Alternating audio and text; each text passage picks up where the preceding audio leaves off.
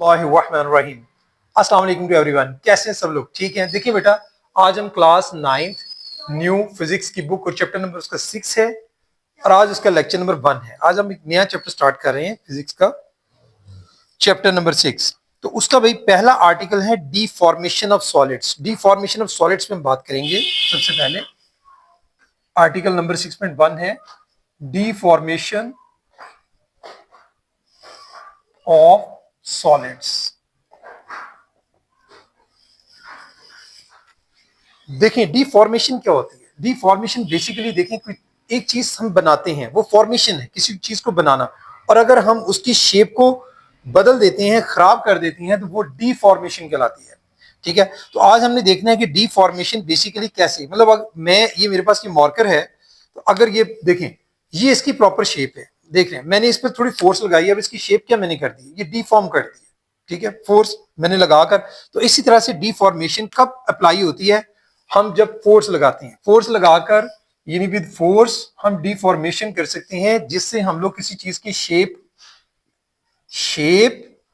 And size दोनों को हम चेंज कर सकते हैं। शेप भी चेंज कर सकते हैं और साइज भी चेंज कर सकते हैं। किसकी वजह से? फोर्स लगा के। तो इस तरह से मतलब आपकी भी डीफॉर्मेशन ऑफ सॉलिड्स क्या हुई कि सॉलिड्स पे जैसे हम लोग स्प्रिंग होता है, स्प्रिंग को हम फोर्स लगाते हैं, फोर्स लगा के क्या करते हैं, उसको स्ट्रेच कर सकते हैं, उसको कंप्रेस कर सकते हैं। क्या होता है, उसकी शेप जो है वो चेंज हो जाती है। अब जो शेप उसकी चेंज होती है या उसका साइज छोटा बड़ा हो जाता है, तो उसको हम क्या बोलेंगे? Deformation of solids. तो इसके अलावा हम लोग इसमें जो है वो आज हम डिस्कस करेंगे वो है इलास्टिसिटी। इलास्टिसिटी क्या है? देखें, अगर किसी बॉडी को स्ट्रेच किया जाए या कंप्रेस किया जाए, यानी आफ्टर स्ट्रेचिंग और कंप्रेसिस, या हम उसको कंप्रेस करते हैं आफ्टर कंप्रेसिंग, क्या होता है कि बॉडी की शेप जो है वो चेंज होती है। लेकिन उसमें देखिए, सपोज ये स्प्रिंग है, मैंने स्प्रिंग को क्या किया है, ये इसकी नॉर्मल शेप है, मैंने इसको स्ट्रेच किया, खींचा है, यानी आफ्टर स्ट्रेचिंग क्या होगा, ये देखिए इसकी शेप ये। अब अगर मैं इसकी स्ट्रेचिंग जो है फोर्स लगाने के बाद जैसे ही मैं रिलीज करूंगा, क्या होगा, ये वापस दोबारा अपनी कंडीशन में वापस आ जाएगा। ठीक है, अब ये बेसिकली इसकी क्या है, ये इसकी इलास्टिक लिमिट है। जहां तक मैंने उस पर फोर्स लगाई और फोर्स लगाने के बाद वो वापस अपनी कंडीशन में वापस आ गया। अगर मैं इस पर इतनी ज्यादा फोर्स लगाता कि इसकी शेप देखें कुछ इस तरह से हो जाती। अब क्या है कि मैंने बहुत ज्यादा फोर्स लगा दी है, ठीक है, इसकी लिमिट भी क्रॉस कर दी है और ये वापस अपनी शेप में वापस नहीं आ रहा। इसका मतलब होगा कि ये अपनी इलास्टिक लिमिट से बाहर चला गया, ये अब इसकी इलास्टिसिटी नहीं है, शक्ल उसकी बिगड़ गई। अगर हम लोग फोर्स लगाते हैं, किसी बॉडी की शेप को चेंज करते हैं, साइज को चेंज करते हैं, लेकिन उस लिमिट के अंदर रहते हुए, जो उसकी इलास्टिक लिमिट है, तो वो वापस अपनी ओरिजिनल पोजीशन में वापस आ जाता है, तो उसको हम नाम देते हैं उस बॉडी की इलास्टिसिटी को। और वो बॉडी हम देखते हैं कि जितनी उस पर फोर्स लगाकर वो जिस हद तक मतलब वो अपनी शेप में वापस आ सकता है, तो वो उसकी इलास्टिक लिमिट कहलाती है। तो ये जी हमारे पास इलास्टिसिटी है और इलास्टिक लिमिट है। मैं थोड़ा सा आपके साथ इसको रीड आउट भी कर देता हूँ टॉपिक को, फिर हम आगे चलेंगे।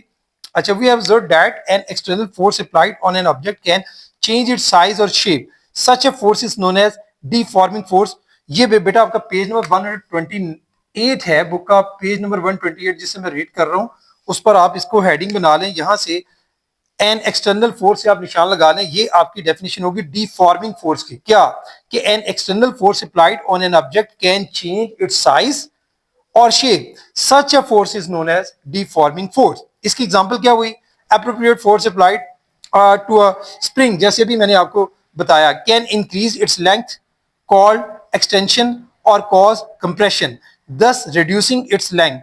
If this force is removed, the spring will restore its original size and shape. Similarly stretch rubber, आप रबर की एग्जांपल भी ले सकते हैं। रबर को खींचेंगे, अगर छोड़ेंगे वापस अपनी कंडीशन में वापस आ जाता है। तो मीन जब तक फोर्स लगा उसको खींचते हैं, तो हम क्या कर रहे हैं? डीफॉर्मिंग कर रहे हैं, डीफॉर्मिंग फोर्स उस पर अप्लाई होती है। ठीक है जी। तो सिमिलरली स्ट्रेच रबर स्ट्रिप और band comes to its original shape and size on removing the applied force. इसी तरह से when a tennis ball is hit, tennis ball को बार आपने देखा है प्लेयर खेलते हैं, तो टेनिस बॉल की जो उसकी स्ट्रिंग्स होती हैं, उसके ऊपर जब बॉल लगता है तो उसमें क्या होता है? डिफॉर्मिंग पैदा होती है। इसी तरह से बॉल भी किसी हद तक थोड़ा सा डिफॉर्म होता है। तो जैसे ही रिलीज होता है, हिट होने के बाद दोबारा दोनों अपनी कंडीशन में वापस आ जाते हैं। तो ये भी क्या है, डिस्टॉर्ट होते हैं, डिफॉर्म होते हैं इनकी पोजीशन, किसकी वजह से, फोर्स लगाने की वजह से। They regain their original shape after bouncing off the ball by the racket. ये सारा कुछ जो वापस आ जाते हैं ये किस वजह से होते हैं, ये उसके अंदर मैंने अभी आपको बताया कि वो इलास्टिसिटी की वजह से। तो इलास्टिसिटी की डेफिनेशन फिर क्या हुई, निशान लगा लें बुक पर ही, an object is said to be elastic if after removal of the deforming force it restores to its original size and shape. This property of the material is known as elasticity. यानी हमने spring को या किसी body को खींचते हैं, उसकी shape या उसका साइज चेंज कर देते हैं, उसको डिफॉर्मिंग फोर्स अप्लाई करके डिफॉर्म कर देते हैं उसको। लेकिन जैसे ही हम हमारी फोर्स रिलीज होती है, हम उसको छोड़ देते हैं, तो क्या होता है, वो वापस अपनी असल शेप में वापस आ जाता है, या जो उसका साइज होता है उसी में आ जाता है। तो हम इसको नाम देंगे कि बॉडी में क्या है, elasticity. So due to this property, we can determine the strength of a material and the deformation produced under the action of a force. Most of the materials are elastic up to certain limit known as elastic limit. ये elastic limit की definition होगी कि most of the material are elastic up to a certain limit. यानी एक limit तक आप उसको खींचेंगे तो वो इलास्टिक रहेंगे। यानी आप छोड़ेंगे, इलास्टिक मतलब जब आपने उनकी शेप चेंज की, खींच कर छोड़ा, वापस अपनी ओरिजिनल पोजीशन में आ गए। लेकिन अगर आप उसको खींचते हैं, मतलब उससे भी ज्यादा खींच देती हैं, या तो वो टूट सकता है, या फिर आप उसको छोड़ेंगे तो अपनी असल पोजीशन में वापस नहीं आएगा, तो वो अपनी इलास्टिक लिमिट जो है वो क्रॉस कर जाता है। लेकिन जब तक वो खींचने से, शेप चेंज करने से, फोर्स लगाने से उसकी शेप, उसके साइज में चेंज आता है, लेकिन जैसे ही आप फोर्स रिलीज कर देते हैं वो दोबारा अपनी पोजीशन में उसी तरह वापस आ जाता है, साइज उतनी हो जाता है, शेप वही बन जाती है। तो ये उसकी लिमिट होती है, इलास्टिक लिमिट।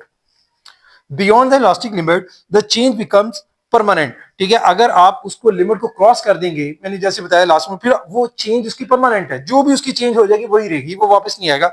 द ऑब्जेक्ट और material does not regain its original shape or size even after the removal of the deforming force। ये भाई आपका टॉपिक था डिफॉर्मिंग ऑफ सॉलिड्स और उससे रिलेटेड इलास्टिसिटी पर। इससे नेक्स्ट हमारा इसी से रिलेटेड टॉपिक है हुक्स लॉ, वो भी डिस्कस करेंगे।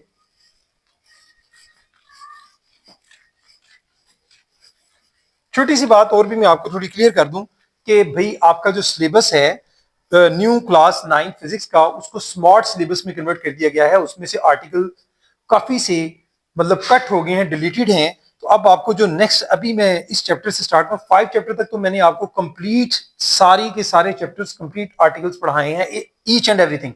लेकिन अब चूंकि जो 9th वालों ने अभी अपीयर होना है, तो मोस्टली उन्होंने उन्हीं टॉपिक्स पर फोकस ज्यादा करना है, उन्हीं को पढ़ना है, जो डिलीटेड है वो नहीं करेंगे। तो मैं आपको चैप्टर नंबर 6 से स्मार्ट, यानी चैप्टर नंबर 6 आपका जो अब जाएगा, ये स्मार्ट सिलेबस पर मुश्तमिल होगा। जो बोर्ड वालों ने जिसको स्मार्ट किया है, जो आर्टिकल डिलीटेड होंगे वो मैं आपको नहीं इसमें करवाऊंगा। ठीक है, फिर इंशाल्लाह नेक्स्ट आगे क्या फाइनल बुक बन के आती है, क्या उसका फैसला होता है, तो फिर अगर उसमें कुछ चीजें ऐड होती है, रिमूव होती है, कुछ भी होती हैं, अगर जरूरत पड़ी तो नेक्स्ट वो चीजें भी जो अभी चैप्टर्स में मौजूद हैं लेकिन डिलीटेड हैं, मैं वो भी आपको करवाऊंगा। लेकिन फिलहाल जो डिलीटेड आर्टिकल्स हैं वो शामिल नहीं होंगे। तो इसमें है जी 6.2 आर्टिकल, ये है जी आर्टिकल आपका हुक्स लॉ। हुक्स लॉ पर बात करेंगे कि हुक्स लॉ क्या है। हुक भाई साइंटिस्ट है, उसने ये कहा कि भाई जब हम लोग जो है, जैसे भी मैंने स्प्रिंग ही की बात कर रहा था, ये स्प्रिंग है, हम इस पर अगर फोर्स लगाते हैं तो क्या होता है, जब जितनी इस पर फोर्स लगाते हैं उतना ही इसका जो है, मतलब इसकी स्ट्रेचिंग या मतलब फोर्स लगाकर कंप्रेसिंग वो बढ़ जाती है। मैंने इस पर फोर्स लगाई, मतलब मेरी जो फोर्स थी उसकी वजह से ये देखें, ये स्ट्रेचिंग इसमें पैदा हुई, ये स्ट्रेच हो गया। अब पहले इसकी ओरिजिनल पोजीशन क्या थी, वो यहां से समझें कि वो यहां तक थी। अब क्या हुआ कि अब ये देखें यहां से लेकर यहां तक, अब इतना जो है इसमें क्या हुआ है, ये इसमें एडिशन हो गया, यानी फोर्स लगाने की वजह से ये जो एक्स है, आप देख सकते हैं कि उसमें वो उतना ज्यादा इसका डिस्प्लेसमेंट किया, मतलब उसकी लेंथ जो है वो बढ़ गई है। यानी मैं अगर इस पर मजीद फोर्स लगाता हूं तो ये मजीद बढ़ जाएगी। तो हुक्स ने क्या बोला कि आप जितनी ज्यादा फोर्स लगाएंगे उतनी ही ये जो एक्स की वैल्यू है, लेंथ ऑफ द स्प्रिंग जो है वो इंक्रीज करेगी, यानी फोर्स एफ जो है वो फिर डायरेक्टली प्रोपोर्शन किसके हुई, एक्स के। और आप याद, आप इन चीजों को ऑलरेडी जानते हैं कि प्रोपोर्शनैलिटी की साइन की जगह जब हम इक्वालिटी का साइन लगाते हैं तो भी किसी कांस्टेंट से मल्टीप्लाई करना पड़ता है। तो यहां पर k से मल्टीप्लाई करेंगे, के एक्स, के जो है वो प्रोपोर्शनैलिटी कांस्टेंट है, इसको स्प्रिंग कांस्टेंट भी बोलते हैं। ये आपका प्रोपोर्शनैलिटी कांस्टेंट भी है, प्रोपोर्शनैलिटी कांस्टेंट भी इसको बोलते हैं, और दूसरा नाम इसका क्या है, स्प्रिंग कांस्टेंट भी इसको बोलेंगे, यही स्प्रिंग कांस्टेंट भी कहलाता है। अब स्प्रिंग कांस्टेंट के की वैल्यू आप कैसे फाइंड आउट करेंगे, यानी के आप यहां से निकालना चाहते हैं, एफ को उठाकर दूसरे ले जाएंगे, F over X is equal to K. अब के की वैल्यू एफ ओवर एक्स आप आसानी से इस फॉर्मूले से निकाल सकते हैं, कांस्टेंट की वैल्यू किसी भी। तो उसके बाद मजीद देखें कि यहां पर आप लोग अगर के इसका यूनिट निकालना चाहते हैं तो फोर्स का यूनिट क्या होता है, न्यूटन, एक्स लेंथ है मीटर, ठीक है जी। तो इसका मतलब क्या हुआ कि इसका यूनिट न्यूटन पर मीटर भी आप कह सकते हैं, ठीक है। इसका यूनिट की मैं बात कर रहा हूं, स्प्रिंग कांस्टेंट के यूनिट की, तो मजीद आप इसको न्यूटन पर मीटर भी लिख सकते हैं, ठीक है जी। ये इसका यूनिट होगा। तो ये था भाई जो ला बयान किया था, इसके लिए एक छोटा सा ग्राफ भी है, वो भी आपको समझा देता हूं। देखिए अगर यहां पर आप फोर्स ले लेते हैं कि आप फोर्स अप्लाई कर रहे हैं इस डायरेक्शन में, और ये उसका डिस्प्लेसमेंट हम ले लेते हैं एक्स, ठीक है, एक्स एक्सिस के अलॉन्ग वाई एक्सिस। जितनी फोर्स आप बढ़ाते जाएंगे उतना उसका डिस्प्लेसमेंट क्या होता है, उतनी उसकी लेंथ जो है वो बढ़ती जाएगी। तो क्या है, तो आपका ग्राफ जो है, मतलब आपने इतनी फोर्स लगाई तो ये यहां पर, आपने मजीद इतनी फोर्स लगा दी तो ये पॉइंट यहां पर, इतनी फोर्स लगाई ये पॉइंट, मतलब उन सारे पॉइंट्स को अगर आप मिलाते हैं, ये जो पॉइंट्स हैं जो मैंने मेंशन किए, तो आपके पास एक स्ट्रेट लाइन ग्राफ जो है वो हासिल होता है। तो ये सारा है इलास्टिक लिमिट में। और अगर आप उसकी इलास्टिक लिमिट ही क्रॉस कर जाते हैं, इलास्टिक लिमिट मतलब वो वापस अपनी शेप में वापस नहीं आता, तो उस वक्त ग्राफ आपका स्ट्रेट लाइन नहीं रहेगा, उसकी शेप जो है वो यकीनन चेंज हो जाएगी। यहां तक वो इलास्टिक लिमिट में है। तो इलास्टिक लिमिट को अप्लाई करते हुए हुक्स लॉ जो है वो सारा हमारा वैलिड है। अगर इलास्टिक लिमिट को क्रॉस करेंगे तो फिर हुक्स लॉ जो है वो वैलिड नहीं रहेगा। तो इसको मैं थोड़ा सा आपके साथ रीड आउट भी कर देता हूं टॉपिक को। तो क्या है जी हुक्स लॉ? हुक्स लॉ में if a force F is applied on a spring to stretch or compress it, the extension or compression x has been found directly proportional। यानी जो x है फोर्स के क्या है, वो डायरेक्टली प्रोपोर्शनल है to the applied force within the elastic limit.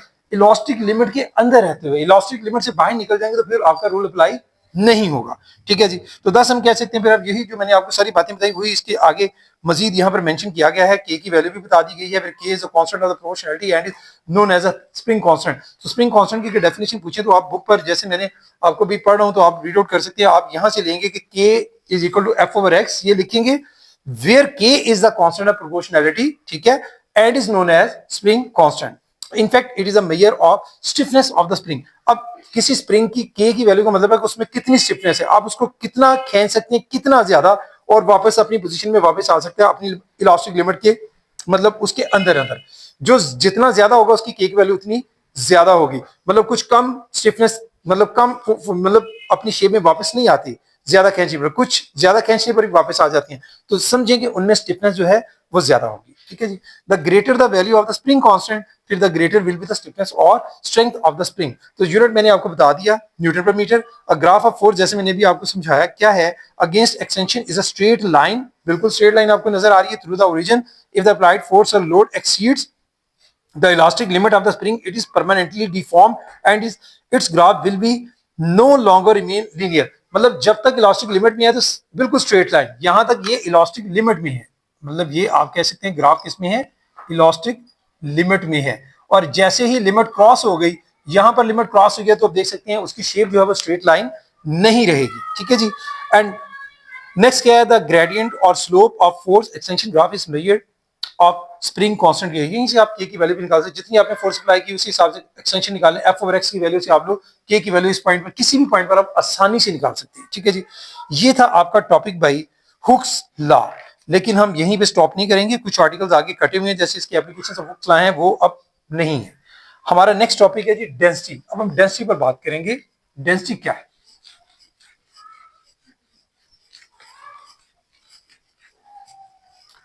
Density भाई very simple. Density क्या होती है कि भाई मास पर यूनिट वॉल्यूम। डेंसिटी क्या होती है? डेंसिटी को कैसे डिफाइन करेंगे आप? मास पर यूनिट वॉल्यूम जो है ये किसके इक्वल होता है जी? डेंसिटी के। यानी डेंसिटी आपकी इक्वल हुई, उसके लिए आपको क्या क्या चीजें रिक्वायर्ड है? मास रिक्वायर्ड है, वॉल्यूम रिक्वायर्ड है। यानी मास पर यूनिट वॉल्यूम जो है ये आपकी डेंसिटी कहलाती है। यानी किसी भी बॉडी की डेंसिटी से हमें क्या पता चलता है? हम बेसिकली कोई भी चीज जो हम उठाते हैं, लेते हैं, तो उसमें देखें उसका वॉल्यूम भी शामिल होता है, मास भी शामिल होता है। हमने इस रेशियो को देखना होता है, मास और वॉल्यूम के रेशियो से, उससे डेंसिटी निकलती है। देखें समंदर में अक्सर आपने देखा पानी के अंदर इतनी इतनी बड़ी शिप्स होती हैं, मतलब बहुत बड़ी बड़ी शिप्स होती हैं, आपने देखी होगी। वो जो है वो आसानी से मूव कर रही होती हैं सी के अंदर, मतलब उसके ऊपर फ्लोट कर रही होती हैं, तैर रही होती हैं। लेकिन छोटा सा स्टोन आप पकड़ते हैं, मतलब उसका वेट भी कम है, छोटा सा है, अब वो स्टोन अगर आप उसमें फेंकेंगे वाटर के अंदर, ये सारा वाटर है, तो वो क्या होता है, वो ड्रॉप कर जाता है, उसके अंदर डूब जाता है। तो क्या रीजन होती है, फर्क ये होता है कि भाई डेंसिटी का फर्क होता है। हमने ये देखना होता है कि जिस बॉडी की जितनी ज्यादा डेंसिटी जो है, डेंसिटी की वैल्यू जो है, उसके मुताबिक अगर किसी बॉडी का देखिए मैस ज्यादा है, मैस उसका है, लेकिन उसका वॉल्यूम उससे भी ज्यादा है, तो डेंसिटी क्या हुई, कम हुई, तो वो बॉडी जो है वो लाइटर हो जाएगा, मतलब वाटर की निस्बत जिस चीज में हम लोग उसको डाल रहे हैं, तो वो फिर यकीनन फ्लोट करेगा। और अगर हमारा मैस से वॉल्यूम कम है, जैसे यहां पर हमने स्टोन की बात की, जितना इसका मैस होगा उसकी निस्बत इसका वॉल्यूम कम होगा, यानी मैस ओवर वॉल्यूम रेशियो जो है वो हमें डेंसिटी किसी चीज के भारी होने की, हल्की होने की जो है वो सारी निशानदेही करती है। बाकी इसके यूनिट की तरफ आएंगे तो देखिए मैस का यूनिट क्या होता है डेंसिटी में, देखिए मैस का यूनिट होता है किलोग्राम, वॉल्यूम क्या क्या होता है भाई, मीटर क्यूब। तो आप क्या ले सकते हैं, यानी किलोग्राम पर मीटर क्यूब, ये इसका डेंसिटी का यूनिट होगा, ये इसका स्टैंडर्ड यूनिट है, लेकिन हम लोग बाज दफा इसका ग्राम सेंटीमीटर पर सेंटीमीटर क्यूब यूज करती हैं इसका यूनिट, वो छोटी चीजों के लिए, जब हमें छोटी छोटी चीजों का फाइंड आउट करना होता है। बस ये आर्टिकल में बहुत ज्यादा कुछ नहीं है, बाकी मैं इसकी रीडिंग कर देता हूँ, आपके साथ शेयर कर देता हूँ। डेंसिटी के लिए भाई जो बुक पे दिया गया है, पेज नंबर 130 पे आपने आना है, वहां से मैं बुक रीडिंग कर रहा हूँ, page number 130। If you take equal volume of different substances and weigh them by a balance, you will find that each of them has a different mass. मतलब जैसे मैंने वॉल्यूम पास दफा सेम होता है, चीजों का वॉल्यूम एक जैसा होता है, लेकिन चीजें डिफरेंट है, तो अगर उनका मास निकालेंगे तो मास डिफरेंट होता है। ठीक है, इसी तरह say that is 1 centimetre cube of would may way only 0.7 ग्राम। इसी तरह से अगर आप मेड अप आयरन जो है वो भी 1 क्यूब है, ठीक है, तो उसको भी उसका वॉल्यूम सेम है दोनों का, आयरन क्यूब का और आपकी वुड का, लेकिन जब आप आयरन क्यूब का वेट करती हैं तो वो कितना है, 8 ग्राम, और कहा 0.7 ग्राम वुड का, इतना ज्यादा फर्क। तो इसमें इसी बात को आगे एक्सप्लेन करने के लिए पूछे व्हाई इज इट सो, इसकी वजह है, ये सारी रीजन जो है वो डेंसिटी में बताती है। You know that all substances are composed of molecules, the molecules of different substances are different in size and mass, the intermolecular spacing is also different. मतलब जैसे जैसे बॉडी जो जितना क्लोजली पैक होता है उसमें ज्यादा मॉलिक्यूल्स समा सकते हैं ज्यादा जगह पर, इसलिए उसका वेट ज्यादा, जितने उसके मॉलिक्यूल्स के दरमियान डिस्टेंस जो है बढ़ता जाएगा, सपोज एक हमारे पास सब्सटेंस है, उसके मॉलिक्यूल्स इस तरह से क्लोजली पैक्ड हैं, मतलब ये देखें बिल्कुल साथ साथ अटैच हैं, इस तरह से पैक्ड है, कुछ मतलब देखें बॉडी है उनके दरमियान मॉलिक्यूल के दरमियान यहाँ पर ऐसे डिस्टेंस है, अब जाहिर है उसमें जो मॉलिक्यूल्स हैं वो थोड़े होंगे, इसमें ज्यादा है मॉलिक्यूल्स, आप देख सकते हैं इतना, तो उसी लिहाज से उसका जो है मैस बढ़ जाता है। ठीक है जी, the molecules of different substances different in size and mass, the inter molecule spacing, जो ये देखिए अंदर वाली जो स्पेस है इनके दरमियान वो मेंशन करेगी, उससे वो डिफरेंट होते हैं। The mass of equal volume of various substances equal actually is a mass of the total number of molecule present in that volume। तो naturally the substance whose molecules are densely packed, जैसे मैंने बताया कि densely बहुत ज्यादा एक दूसरे के करीब करीब हैं, तो फिर क्या होगा, and also which are heavy will weigh more than others। तो फिर density of a substance क्या हुई, is defined as its mass per unit volume। ये इसकी डेफिनेशन है, निशान लगा लें, आगे इसकी मैथमेटिकल फॉर्म है density is equal to mass पर वॉल्यूम, जो मैंने अभी आपको समझाई। ठीक है, अब द ऐसे यूनिट ऑफ क्या है, किलोग्राम पर मीटर क्यूब, जो मैंने आपको बताया कि किलोग्राम मास का वॉल्यूम का मीटर क्यूब। अदर यूनिट्स जो है इसके ग्राम पर सेंटीमीटर क्यूब भी यूज किया जा सकता है। ठीक है, वो छोटी सब्सटेंस की जैसे मैंने आपको बताया। द इसके अलावा architects and engineers take special care of the density of the building material to be used in the designing and constructing roads, bridges and buildings। The density of building material is essential for estimating the strength required in foundations and supporting pillars। देखिए आपके जो pillars बनाए जाते हैं, बड़ी बड़ी इमारतें बनाई जाती हैं, बहुत ज्यादा आपके पुल ब्रिजेस वगैरह, उसमें डेंसिटी का बहुत ज्यादा ध्यान रखा जाता है कि भाई कितना मैस हो, कितना उसका वॉल्यूम रखा जाए, ताकि उसको देर पर हमने चलाना होता है। ये ना हो कि आने वाले नेक्स्ट हालात में अगर कुछ ऐसे वाकयात आते हैं, तूफान आते हैं, जल्जले आते हैं, तो मतलब उससे क्या होगा, अर्थक्वेक वगैरह से बिल्डिंग्स के टूटने का, गिरने का खदशात होते हैं। तो उन सारी चीजों को मद्देनजर रखते हुए उसके मुताबिक जिस एरिया में है, जिस जगह में है, उसके मुताबिक उसकी बेसिकली किस पर बेस किया जाता है, उसके मैस और वॉल्यूम रेशियो को देखा जाता है, यानी डेंसिटी पर बेस किया जाता है। ये था भाई डेंसिटी से रिलेटेड एक एग्जांपल है, इसी टॉपिक से रिलेटेड वो मैं आपके साथ डिस्कस करूंगा।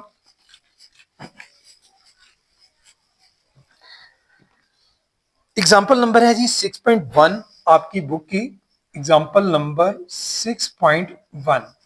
हम डेटा बनाएंगे सबसे पहले, साथ साथ स्टूडेंट रीड करते हैं। The length breadth and thickness of iron block are दिए हुए हैं, हमें क्या क्या चीजें दी हुई हैं, लेंथ दी हुई है, किसकी है जी, लेंथ ऑफ आयरन ब्रिक है, लेंथ ऑफ ब्रिक कितनी दी गई है जी? लेंथ हमारे पास दी गई है 3 सेंटीमीटर, यानी L, L is equal to 3 centimetre.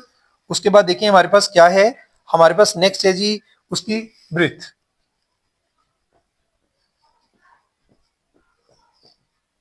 Length के बाद ब्रिथ को आप आमतौर पर हम डब्ल्यू से, ब्रिथ तो ब्रिथ और डब्ल्यू से ज्यादा डिनोट करते हैं।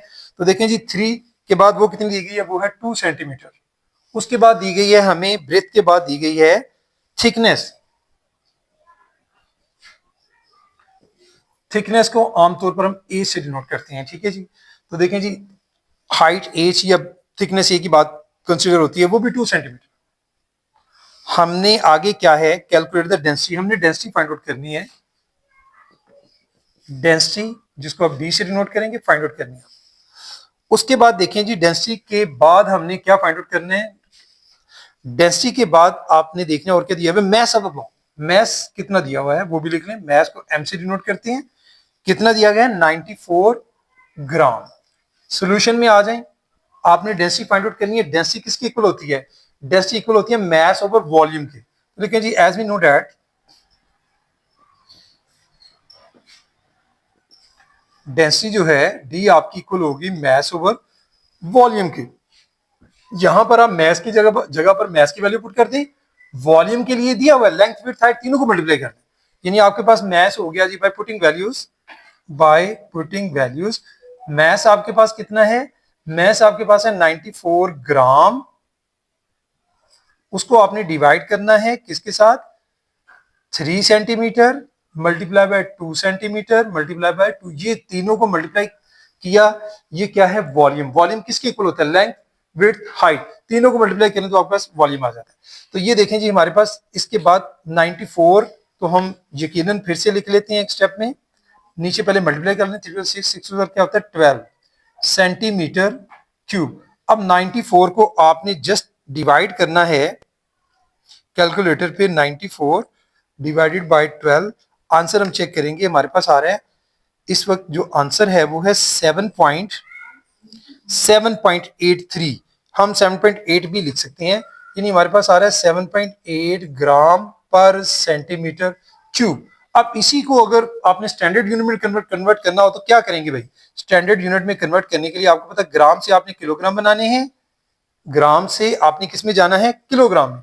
तो 7.8 को आप डिवाइड कर दें फिर 1000 के साथ, ठीक है जी, ये किलोग्राम में कन्वर्ट हो जाएगा। और आगे पर सेंटीमीटर क्यूब, यानी 1 ओवर क्या है, हमने इसको किस में कन्वर्ट करना है, हमने मीटर में कन्वर्ट करना है। 1 मीटर में कितने होते हैं, 100।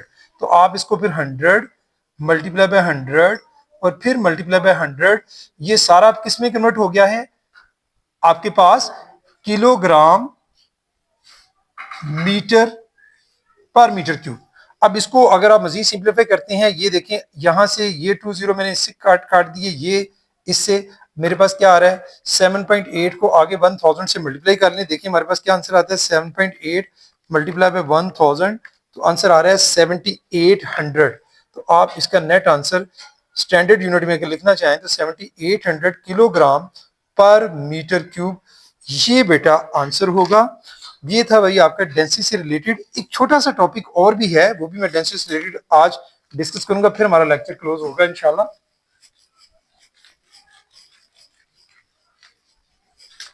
आर्टिकल है जी डेंसिटी मेजरमेंट। डेंसिटी मेजरमेंट पर एक टॉपिक जो है वो दिया गया है। देखिए ऑलरेडी हम सारा डिस्कस निकाल भी चुके हैं, ये कोई इतना मतलब वो नहीं है टॉपिक, लेकिन फिर भी हम इसको देखिए। अगर तो सॉलिड है, सॉलिड मटेरियल है, फिर तो भी आपने देखा हमें क्या क्या चीजें रिक्वायर्ड होती है, मैस और वॉल्यूम। अगर हमें मैस और वॉल्यूम, ये किसकी बात हो रही है, अगर कोई बॉडी की फिक्स शेप है, सॉलिड है, ठीक है, जिसकी शेप क्या होती है, डेफिनेट शेप होती है। डेफिनेट शेप के लिए आप लोग जो है ये दो चीजें रिक्वायर्ड है, आपको मैस का पता होना चाहिए, वॉल्यूम का पता होना चाहिए, आप डेंसिटी निकाल लेंगे। लेकिन अगर वो बॉडी जो है वो आपके पास डेफिनेट, जैसे आपके पास लिक्विड चीज है जिसका मतलब उसका वॉल्यूम, वॉल्यूम तो होगा लेकिन आप उसकी शेप देखते हैं कोई फिक्स शेप नहीं है, प्रॉपर शेप नहीं होती, उसके लिए क्या करेंगे, मतलब सॉरी, मतलब सॉलिड ही है लेकिन ये तो हो गया कुछ रेगुलर चीजों की बात हम करें। अगर इरेगुलर शेप का बॉडी हो मतलब सीधी सीधी, मतलब कोई ब्लॉक है, कोई भी है सीधी, उसके हमें लेंथ का पता है, विड्थ का पता है, हम आसानी से निकालें। अगर बॉडी की शेप जो है वो जरा इरेगुलर इस तरह से शेप है, तो उसको हम कैसे, जैसे स्टोन होता है, कोई चीज होती है, उसका कैसे निकालेंगे? तो उसके लिए भाई हमारे पास जो वे है, हम क्या करेंगे, हम मेयरिंग सिलेंडर लेंगे। हमारे पास एक मेयरिंग सिलेंडर होना चाहिए यहाँ पर। ये हमारे पास सपोज एक मेयरिंग सिलेंडर है जिसके ऊपर सारी मेजरमेंट दी होती है। यहाँ पर हमने इस मेयरिंग सिलेंडर में क्या करना है, हमने इस मेयरिंग सिलेंडर में जो है वो लिक्विड, ठीक है, लिक्विड से इसको भर लेने। अब हमने क्योंकि इस पर सारी मेजरमेंट दी होती है, एक स्टोन जो है उसको हमने एक धागे के साथ बांधना है, और उस स्टोन को धागे के साथ बांधकर हमने इसके अंदर ड्रॉप कर देना। अब पहले ड्रॉप करने से पहले हमने क्या करना है, ड्रॉप करने से पहले जो हमने लिक्विड डाला हुआ था, हमने देख लेना है कि इसकी जो यहाँ पर पोजीशन है वो लिक्विड कितना है इसके अंदर, ठीक है। उसकी सपोज वो, अगर सपोज यहाँ पर वो इस वक्त 5 ml था, हमने नोट कर लेना। जब हमने स्टोन इसके अंदर डाला, उसके बाद देखना है कि अब इसकी रीडिंग सपोज यहाँ पर आ जाती है वाटर की, वो 6 ml हो जाता है। तो वो जो 6 ml है, वो जितनी उसमें चेंज आई है, 6 में से 5 को माइनस करें, कितना आया, 1 ml की चेंज आई, यानी 6 - 5, 1 ml जो है वो इसमें इंक्रीज हुआ है लिक्विड। वो जो इंक्रीज हुआ है, वही इंक्रीज जो है वो वॉल्यूम कहलाएगा इस सॉलिड का, जो इरेगुलर शेप का होता है। ये मेथड होता है, ये तरीकाकार होता है भाई। इसके लिए मैं इसको रीड आउट भी कर देता हूं, ठीक है।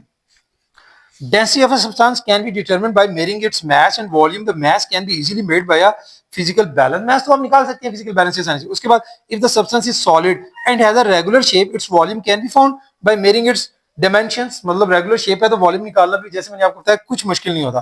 For example, if the substance is in the form of a sphere, अगर स्फीयर में भी तो हम उसका डायमीटर फाइंड आउट कर सकते हैं। Its diameter can be measured by a vernier callipers and volume is thereby calculated. इसी तरह से नोइंग मास एंड वॉल्यूम, जब हमें दोनों चीजों को पता चल जाता है, मास और वॉल्यूम को, तो हम डेफिनेट शेप का आसानी से उसकी डेंसिटी निकाल सकते हैं।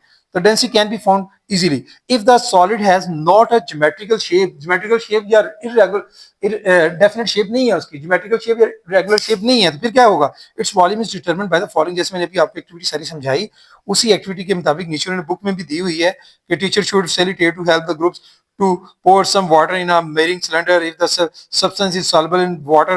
मतलब उसको, वो soluble नहीं होना चाहिए उसके अंदर, ये ना हो कि उसके अंदर डिजॉल्व हो जाए सारा, ठीक है जी। तो then use a liquid in which the substance is insoluble. मतलब ये स्टोन जो है वाटर के अंदर इनसॉल्युबल होता है, वो डिजोल्व नहीं होता, ये ध्यान रखना है आपने। Note the level of the liquid in the cylinder. आपने सिलेंडर का लेवल नोट कर लेना है लिक्विड का। उसमें जब आपने लिक्विड डाला, now gently drop the substance into the cylinder. बड़े आहिस्ता आहिस्ता आराम से आपने उसमें डाल दिया। The rise in the level, जितना लेवल राइज हुआ है, इसको यहां से यहां तक हुआ है, वो लेवल जो है वॉल्यूम का हमने नोट डाउन कर लेना, वही उस सब्सटेंस का वॉल्यूम होगा। ये था भाई आज के लिए आपका टॉपिक। आज के लिए बेटे इतना ही। इंशाल्लाह हम नेक्स्ट, आगे जो नेक्स्ट इसके टॉपिक्स हैं वो मैं आपके साथ नेक्स्ट लेक्चर्स में शेयर करूंगा। इनको नया चैप्टर है भाई, आसान चैप्टर है, ध्यान से अंडरस्टैंडिंग के साथ कीजिएगा, समझ के कीजिएगा, चीजें आपको आसान लगेंगी। Thank you very much. अस्सलाम।